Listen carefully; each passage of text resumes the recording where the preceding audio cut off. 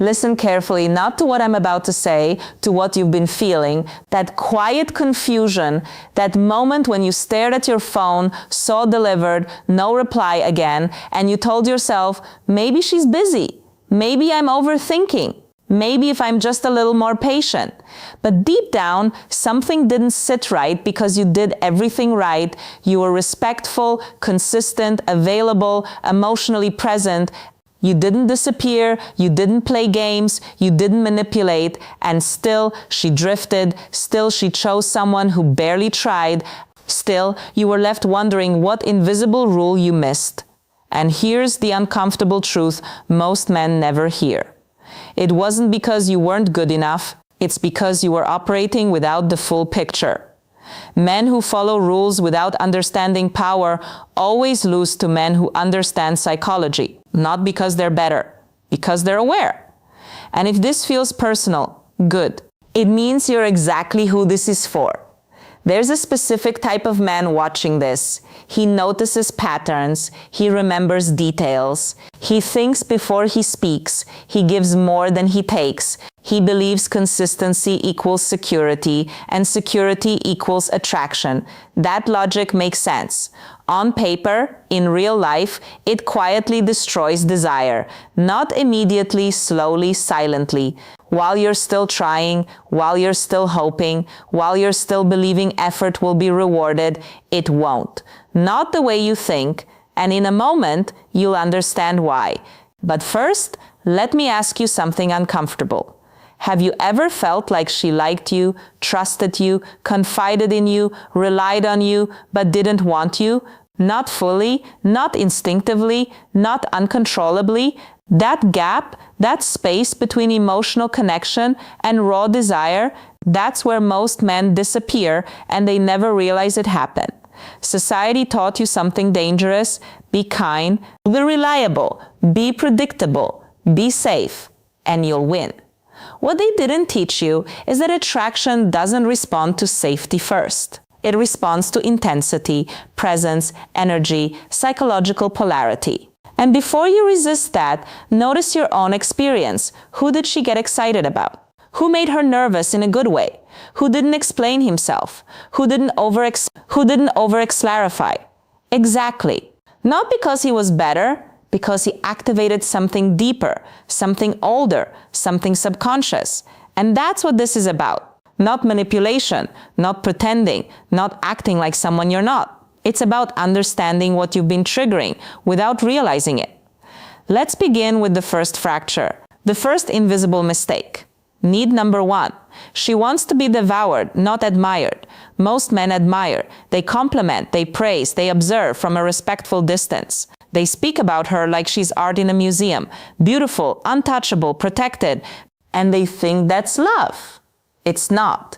It's emotional safety without erotic danger. It's affection without hunger. It's friendship dressed as romance. When you look at her like she's fragile, her nervous system relaxes. When her nervous system relaxes too much, desire fades, because desire needs tension, not comfort. Notice something. The men she craves don't worship her. They experience her. They don't hide their attraction. They don't apologize for wanting her. Their eyes linger. Their voice slows. Their presence says, I see you, and I'm not scared of what I feel. That's power, not desperation. Neediness says, please choose me. Desire says, I know my value.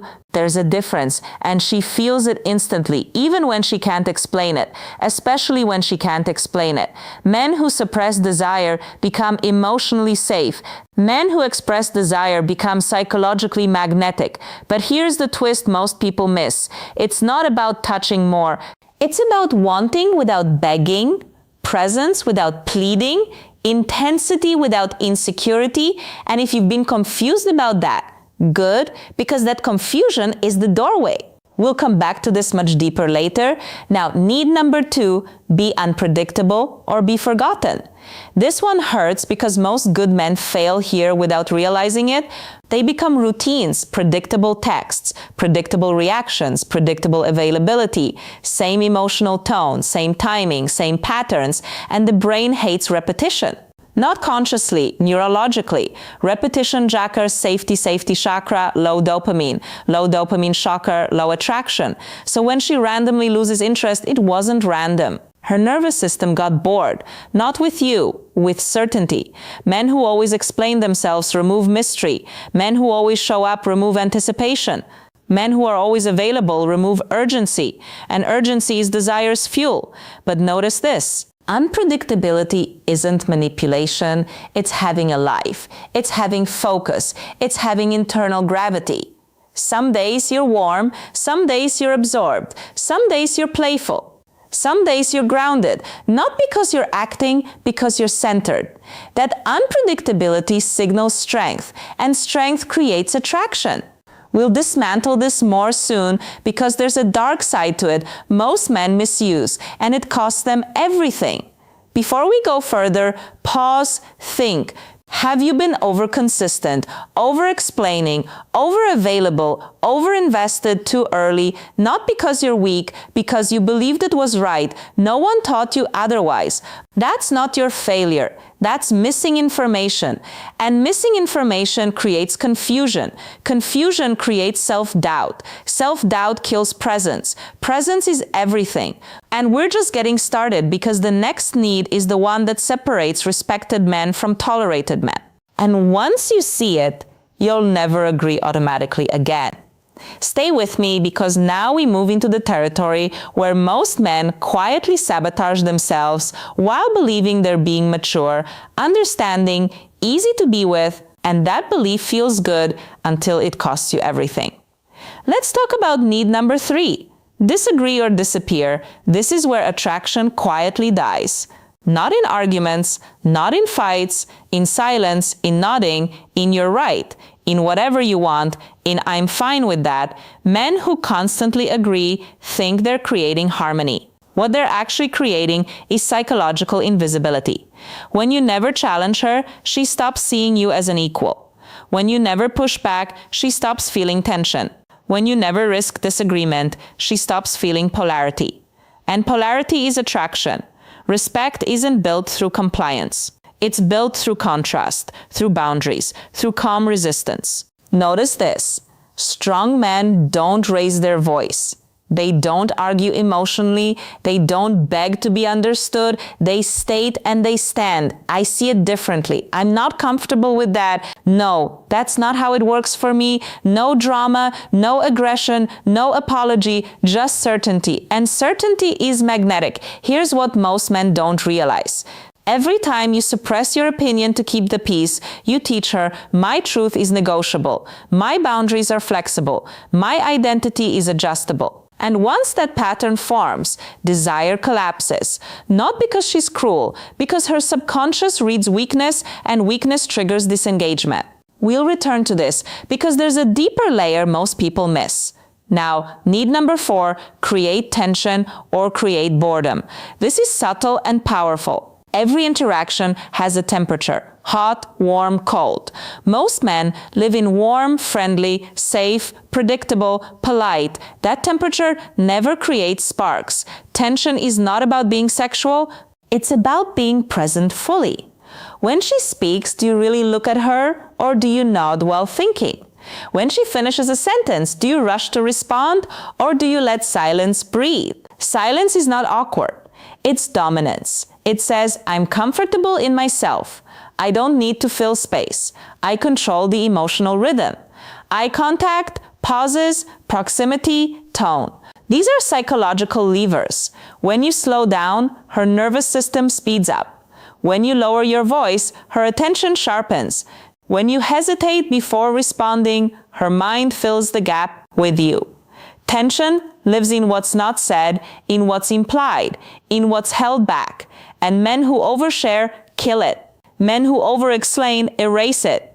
Men who rush connection flatten it.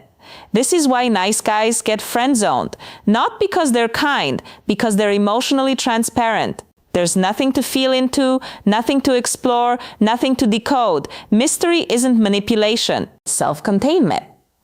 Let me ask you something. Do you talk to be understood or do you speak from certainty? There's a difference and she feels it every time. Now we enter dangerous territory. Need number 5. She needs to feel she could lose you. Read that again, not logically, emotionally. Most men hear this and think be distant, act cold, play games. No, that's insecurity disguised as strategy. What creates attraction is not withdrawal, it's self-sufficiency. A man who would survive without her is a man worth keeping. A man who collapses without her creates pressure. Pressure kills desire. When you cancel everything for her, when you drop friends, when you abandon goals, when you orbit her life, you send a message, "You are my center." That feels flattering for about 2 weeks. Then it feels heavy, then it feels suffocating, then it feels unattractive. Not because she's heartless, because dependency feels unsafe. Independence feels powerful. Men with purpose don't cling. They invite, they include, they don't need, and neediness is emotional poison. Here's the uncomfortable truth. If losing you wouldn't change her life, she won't fight to keep you. If your absence wouldn't create a vacuum, you're replaceable, not because you're worthless, because you made yourself small. We'll go deeper into this because there's a hidden paradox here, and once you see it, you'll never overinvest blindly again. Now, need number 6. Lead or be led. Women don't want managers, they don't want committees, they don't want endless options. Where do you want to go? I don't know. What about you? I'm fine with anything. That sounds considerate. It feels weak. Leadership isn't control, it's calm decisiveness. Let's go here. We're doing this. Follow me. No tension, no arrogance, no insecurity, just grounded certainty. Men who hesitate create anxiety. Men who decide create safety, and safety plus polarity FS attraction. When you move through the world with direction, she relaxes. When you hesitate, she compensates. And when she compensates long enough, she loses desire because she's carrying you emotionally. That's exhausting. Pause. Notice something. Everything so far connects desire, mystery, boundaries, tension, independence, leadership. They're all expressions of one thing: internal stability. A man who knows who he is, doesn't chase, doesn't beg, doesn't collapse. He moves and others respond. But we're not done, because the final need is the most misunderstood and the most dangerous. It's the one that turns admiration into obsession, connection into attachment, interest into addiction. And once you understand it, you'll never give validation carelessly again. Stay present, because this part changes how you see every interaction you've ever had. Not just with women, with people, with power, with yourself. Need number 7, your approval must be rare, not absent, not cold, rare. Most men destroy attraction here without realizing it. They think encouragement equals connection. They think praise equals bonding. They think validation equals love. So they give it constantly. You're beautiful, you're amazing, you're perfect, you're everything, every photo, Then she expects it. Then she stops feeling it, because the brain adapts. What is abundant becomes invisible. What is scarce becomes valuable. This is not manipulation. This is neuroscience. Dopamine responds to unpredictability, to intermittent reward, to uncertainty. That's why people check phones compulsively. That's why slot machines work. That's why emotional scarcity creates attachment. When your approval is guaranteed, it has no weight. When it's selective, it lands deeply. But here's where most men misunderstand this. They think, so I should withhold. No compliments, be cold. That's fear, not strength. Power is not silence. Power is discernment. You don't praise everything. You praise what matters: character, intelligence, courage, integrity, growth. When she shows depth, you acknowledge it fully, calmly. I'm impressed. No over-explaining, no emotional overflow, no begging for reaction, just truth. And because it's rare, it stays in her mind long after you've stopped speaking. Now listen closely, because this connects everything: desire, mystery, boundaries, tension, independence, leadership, scarcity. They're not techniques, they're symptoms. Symptoms of one identity. A man who doesn't outsource his worth. a man who doesn't beg for confirmation, a man who doesn't perform for approval, a man who knows and that knowing is felt, not heard. But there's a deeper layer here, one most people never see. Have you noticed something? The men who struggle most are usually emotionally intelligent, empathetic, thoughtful, self-aware. They notice moods, they adjust, they accommodate, they care. And that becomes their weakness because they start living in reaction mode. How is she feeling? What does she need? What should I say? How do I keep this? They abandon their internal frame and step into hers slowly, silently, until they're orbiting, not leading. And once that happens, attraction collapses, not instantly, gradually. This is the paradox. Your emotional depth was never the problem. Your lack of internal authority was, let me reframe something. When she chose the jerk, she didn't choose cruelty. She chose certainty. She chose emotional gravity. She chose someone who didn't dissolve under pressure, someone who didn't over-explain, someone who didn't over-invest, someone who didn't beg to be chosen. That's what felt safe and exciting at the same time. Most men never realize this. So, they become nicer, more available, more supportive, and wonder why it gets worse. Here's the psychological twist.